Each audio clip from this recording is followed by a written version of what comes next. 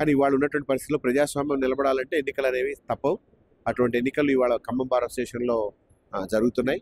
ఇది ఖమ్మమే కాదు, ఇవాళ రాష్ట్ర బార్ కౌన్సిల్ డైరెక్షన్స్ ప్రకారం, కామన్ బైలా ప్రకారం 31 మార్చి లోపు రాష్ట్రంలో ఉన్నటువంటి అన్ని బార్ అసోసియేషన్స్ లో కూడా ఎలక్షన్స్ 27వ తారీఖు లోపు కానీ పెట్టాలని చెప్పి బార్ కౌన్సిల్ మేము డైరెక్షన్ ఇచ్చాము. కానీ టెక్నికాలిటీస్ ఏదో అట్లా పెట్టుకుని కొంత హైకోర్టులో రిక్వెషన్స్ వేయటం వల్ల ఈ రకమైనటువంటి జాప్యం జరిగింది అనేది గమనించాలి. కానీ వచ్చే సంవత్సరం ఎట్టి పరిస్థితుల్లో రాష్ట్రం మొత్తం ఒకటే రోజు ఎన్నికలు జరుగుతాయి. దీనికి ఒక కారణం ఏంటంటే 1 ఓట్ 1 బార్ అనేది మేము బార్ అసోసియేషన్ బార్ కౌన్సిల్ నుంచి మేము తీసుకున్నటువంటి ఆ రకమైనటువంటి నిర్ణయం ఏదైతే ఉన్నదో అది చాలా ఉపయోగపడుతుంది.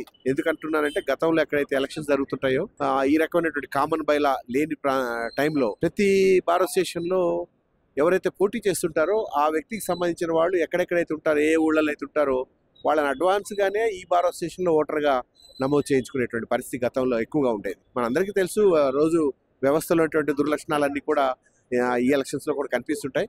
కానీ ఒక అడ్వాంటేజ్ ఏంటంటే బార్ కౌన్సిల్ ద్వారా 1 ఓట్ 1 బార్ కాబట్టి ఇప్పుడు ఏ బార్ అసోసియేషన్ అయినా సరే, ఏ వ్యక్తికైనా సరే ఒక్క దగ్గర ఓటు మాత్రమే ఉంటుంది. నెంబర్ ఆఫ్ ప్లేసెస్ లో ఓటు వేసుకోవడానికి అవకాశం లేదు. కాబట్టి ఒక హెల్దీ అట్మాస్ఫియర్ లో ఎలక్షన్స్ జరుగుతున్నాయని నేను భావిస్తున్నాను.